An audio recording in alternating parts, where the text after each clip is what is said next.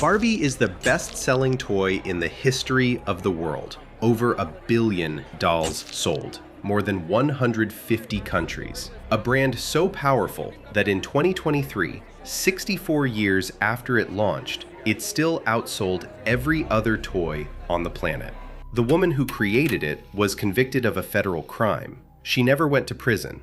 She never stopped building.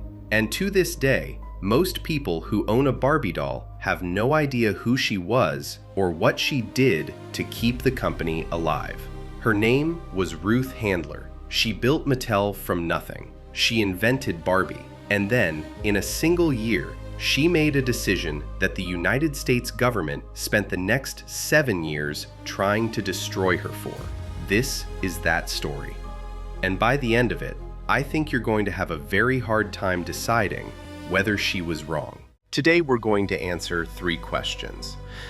How did the daughter of Ukrainian immigrants, a woman who never finished college, who grew up in a Denver household where money was always tight, build the most successful toy company in American history? Why did she risk everything she built by falsifying the numbers? And what was she actually trying to save? And the question at the center of all of it: was Ruth Handler a criminal? Or was she a founder who made one desperate decision at the worst possible moment and got punished for it in a way that almost no one in American business ever does?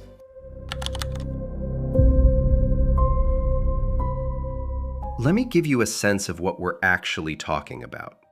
By 1968, just 9 years after Barbie launched, American girls owned, on average, 8 Barbie dolls each. Not 1, 8. The doll wasn't a toy anymore. It was infrastructure, as embedded in American childhood as a bicycle or a birthday cake. Mattel was pulling in revenues that made it, at its peak, the largest toy company on Earth. It employed over 30,000 people. It had factories across 4 countries. Ruth had taken a company she co-founded in a California garage in 1945 with $10,000 in startup capital, making picture frames and doll furniture out of leftover wood, and turned it into a global empire worth hundreds of millions of dollars. To understand what that meant in America in the 1960s, you have to understand what America believed about itself in the 1960s. This was the era of the self-made success story. The idea that anyone, from anywhere, with nothing, could build something. That the system rewarded effort. That ambition was not just acceptable, it was patriotic. Ruth Handler was the living proof of that idea. An immigrant's daughter who had turned a garage and a $10,000 bet into an empire. She wasn't just a CEO, she was an American myth. And that myth was exactly what was at stake when it all started to collapse.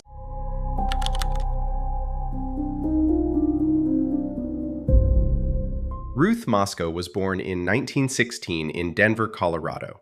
She was the 10th and last child of Jacob and Ida Moscow, Jewish immigrants who had fled poverty in Ukraine and arrived in America with almost nothing.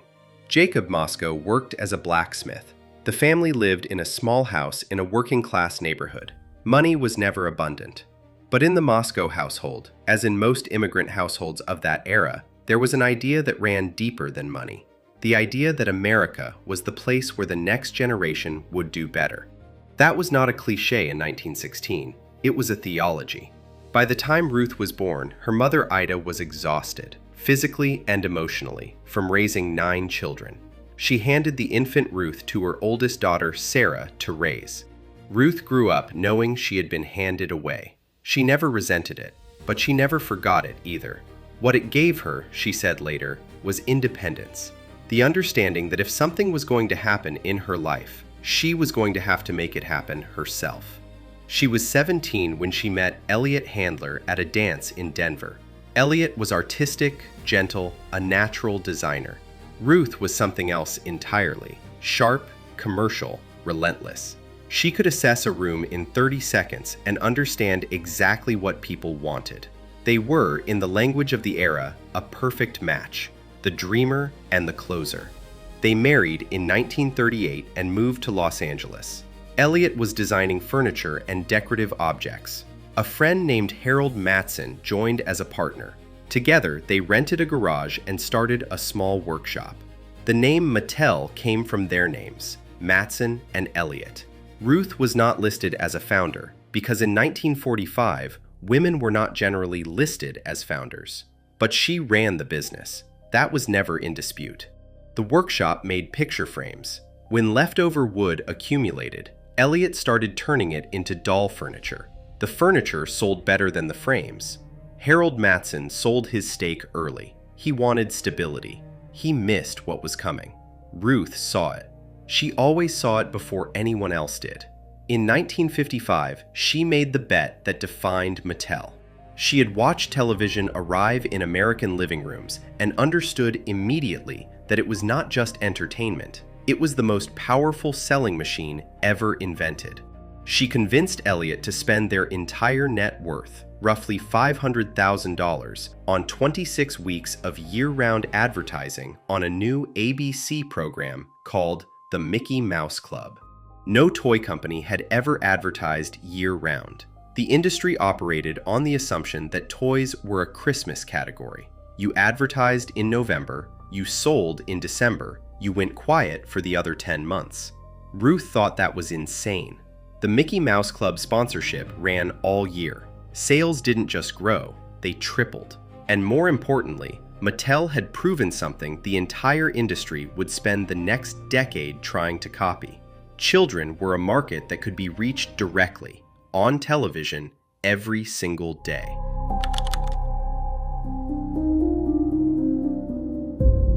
Four years later, in 1959, Ruth introduced Barbie. The idea had come from watching her daughter Barbara spend hours playing with paper dolls. Not baby dolls, dolls that needed nurturing. Barbara's paper dolls were adults. They had jobs, they had wardrobes, they had aspirations. And Ruth noticed something that no one in the toy industry had bothered to notice. Little girls didn't want to play at being mothers. They wanted to play at being someone. She brought the concept to Mattel's board. The reaction was unanimous. Mothers will never buy a doll with breasts. It's inappropriate. It won't sell. Ruth had heard that kind of certainty before, from people who had never sat and watched what children actually did when no one was directing them. She launched Barbie at the New York Toy Fair on March 9, 1959. The doll was 9 inches tall, had an adult figure, came with a black and white bathing suit and a pair of heels. Ruth named her after her daughter. In the first year, Mattel sold 351,000 Barbies. By the early 1960s, the doll was generating over $100 million annually. By the end of the decade, Barbie had a dream house, a convertible, a horse, a boyfriend named Ken, named after Ruth's son, and had appeared in more career costumes than most American women of that era were permitted to hold in real life. That was not an accident. Ruth Handler built Barbie as a statement. The philosophy was explicit. A little girl playing with Barbie could imagine herself as anything. A doctor, an astronaut, a CEO. At a time when the actual options available to American women were radically more limited, Barbie was, quietly, a provocation. Ruth Handler had come from nothing, built an empire, and then used that empire to tell little girls that the limits placed on their mothers didn't have to be their limits too. That was what she had built. That was what she was about to risk.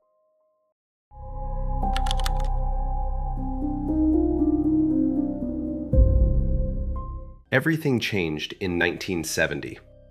Two catastrophes hit Mattel at almost exactly the same moment, and together they created a pressure the company could not absorb. First, a fire destroyed Mattel's primary manufacturing facility in Mexico. Hundreds of thousands of units already in production for the holiday season were gone overnight.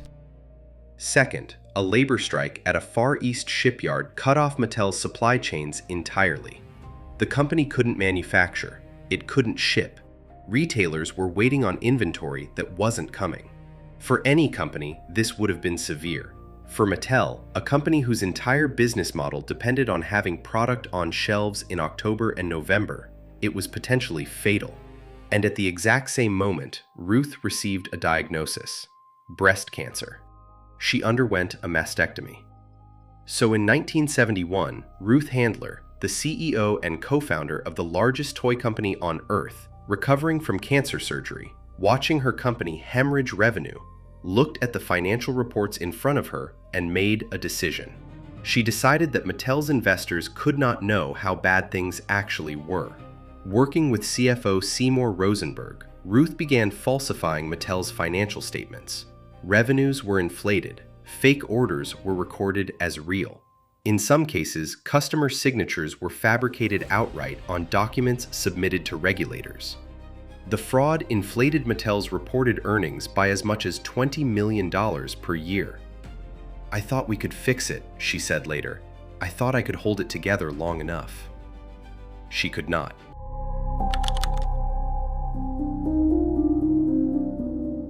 The fraud ran for 2 years, 1971, 1972, into 1973. And then the SEC started asking questions. It's worth pausing here for a moment of context, because 1973 was not a random year for the federal government to begin scrutinizing corporate financial statements. In 1973, America was in the middle of Watergate. The country was watching in real time the systematic dismantling of trust in institutions, in government, in corporations, in the people who ran large organizations and asked ordinary Americans to believe what they said. The SEC was under enormous pressure to prove that it could hold corporations accountable, that the rules applied to everyone. Ruth Handler could not have chosen a worse moment to have falsified documents sitting in a federal filing cabinet. In 1974, investigators began a formal inquiry into Mattel's books. What they found was not subtle. The numbers did not match the physical reality of the company. The inflation was systematic and deliberate. The board forced Ruth and Elliot to resign in 1975.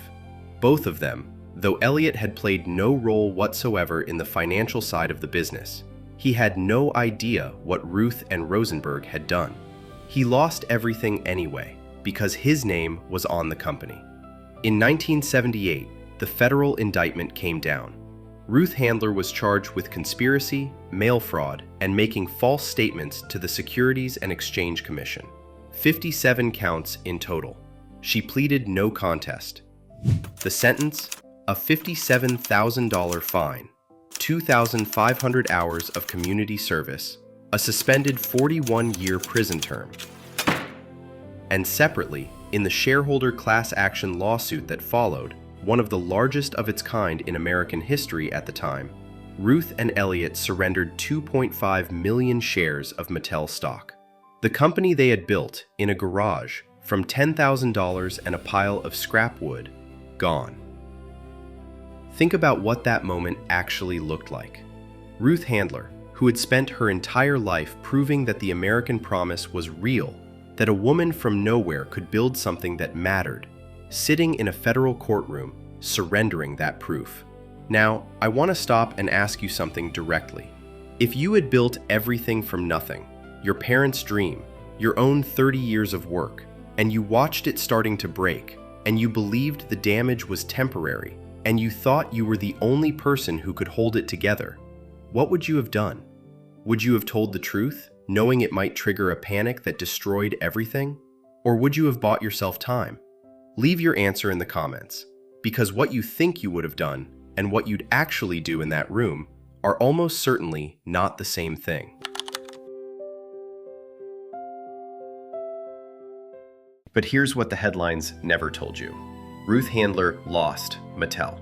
She lost her shares. She left federal court with a criminal record and a $57,000 fine. And then she built another company from scratch in her 60s. Not a toy company, something that came directly out of the worst thing that had ever happened to her personally, and that changed the lives of hundreds of thousands of women. And it made her rich again.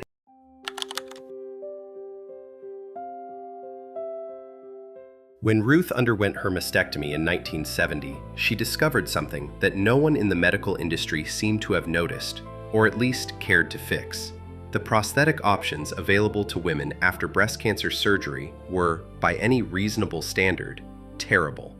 They were heavy, they were uncomfortable, they didn't look natural, they didn't feel natural. They had been designed, apparently, by people who had never worn one, which in 1970 meant, almost certainly, by men.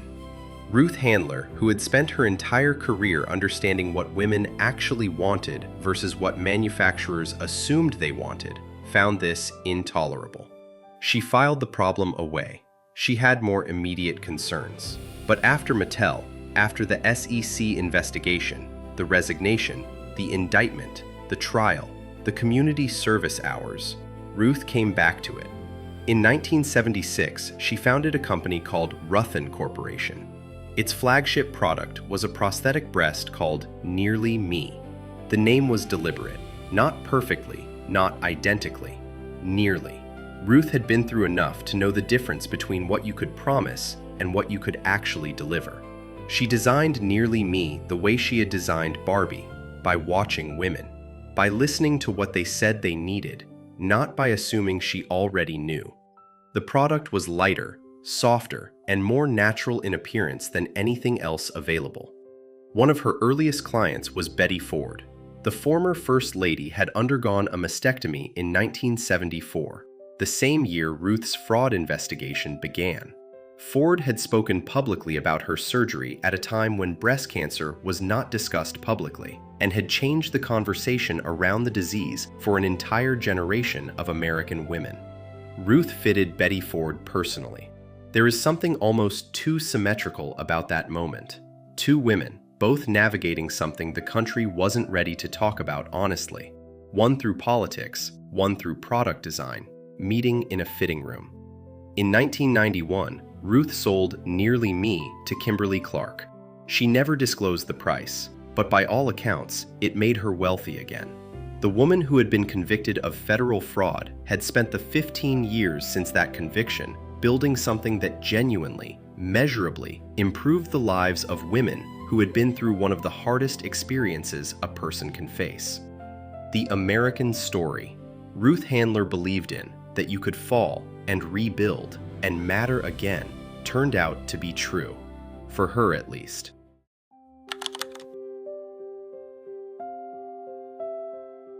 Now let's talk about what happened to Mattel after Ruth left. Because the contrast here is important and uncomfortable. Under Arthur Spear, who took over following the Handlers' forced resignation, Mattel stabilized. The company returned to profitability by 1977. Not spectacular, but solid. The brand survived. Then, in 1997, a woman named Jill Barrett became CEO of Mattel. She was the second female CEO in the company's history, following Ruth. She was celebrated. She was on the cover of Business Week. Fortune named her one of the most powerful women in American business. In 1999, Jill Barrett made one of the most catastrophic acquisitions in the history of American corporate management. She paid $3.5 billion for a company called The Learning Company, an educational software business that was, at the time of the acquisition, losing $1.5 million per day. Within a year, The Learning Company had destroyed $2.5 billion in shareholder value. Mattel eventually sold it for essentially nothing. Jill Barrett resigned in 2000. Her exit package was worth approximately $50 million. Ruth Handler falsified documents to prevent a crisis she believed was temporary in a company she had built from nothing over 30 years. The federal government fined her $57,000. She lost everything she had accumulated. She was publicly disgraced. Jill Barrett destroyed $2.5 billion in shareholder value through a single acquisition. She walked away with $50 million. Same company, two women, completely different outcomes. I'm not saying Barrett should have been prosecuted. The learning company acquisition was catastrophically stupid, but it was not a crime. What I'm saying is this: the system that destroyed Ruth Handler for trying to protect something she had built was the same system that handed Jill Barrett $50 million for failing to protect something she had been given. Tell me what that says about how America actually measures accountability. Drop your answer in the comments.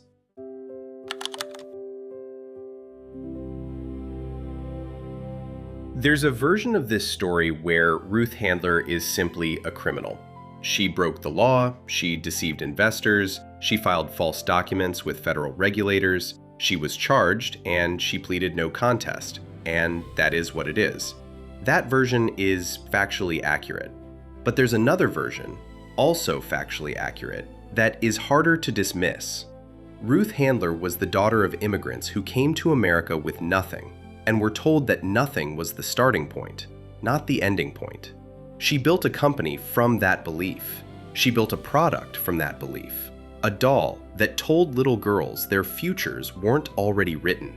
And then the thing she built started to break, and she did what the culture that raised her had always told her to do. She refused to accept it. She held on. She bought time. She believed she could fix it.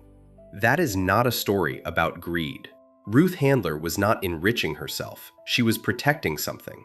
Imperfectly, illegally, catastrophically, but protecting it. The same drive that had carried her from a Denver working-class household to the cover of Fortune magazine was the drive that led her into a federal courtroom. America told Ruth Handler that story was supposed to have a happy ending. She believed it. And she paid for believing it in a way that most people who fail, especially most people who fail at that scale, never do. Here's what I actually take from this. Not crime doesn't pay. Not pride comes before a fall. Those are true, but they're not interesting. Ruth Handler's fraud was not an act of greed. It was an act of what psychologists call the illusion of control. The conviction that your ability to manage a situation is greater than it actually is. That if you can just hold the line a little longer, you can fix it. It is the same trait that makes founders take risks that rational people won't take. The same trait that allows someone to bet their family's life savings on a television sponsorship for a toy company. The same trait that lets you walk into a room full of skeptical executives and say, "This doll will change everything," and actually be right. Without that trait, there is no Mattel. There is no Barbie. There is no $100 billion toy industry shaped by a 9-inch plastic doll with a career wardrobe. With that trait unchecked in a crisis, there are falsified documents in a federal filing cabinet. Ruth Handler created Barbie because she believed she could sell a doll that every expert told her no one would buy. She committed fraud because she believed she could save a company that the numbers told her was unsavable. It was the same belief, applied to two different situations. It produced two completely different outcomes. Ruth Handler died in April 2002 in Los Angeles. She was 85 years old. Her net worth at the time of her death was estimated at $100 million. The Mattel Children's Hospital at UCLA bears her family's name. The doll she created, the one every executive told her wouldn't sell, is still, 6 decades later, the best-selling toy on the planet. She never stopped building. So here's the question, and I want you to commit to an answer. Ruth Handler falsified financial documents to protect a company she had spent 30 years building during the same year she was being treated for cancer, because she believed the crisis was temporary and she was the only person who could get the company through it. Was she a criminal who received a sentence far lighter than she deserved? Or was she a founder who made one catastrophic mistake in an impossible situation and got held to a standard that the executives who came after her and destroyed far more never faced? There is no neutral answer. Either the law is the law and context doesn't matter, or context matters, and we need to have a much more honest conversation about who America actually holds accountable and who it lets walk away with $50 million. Tell me where you land. The comments are open. And if this is the kind of story you want more of, subscribe. There's a lot more coming.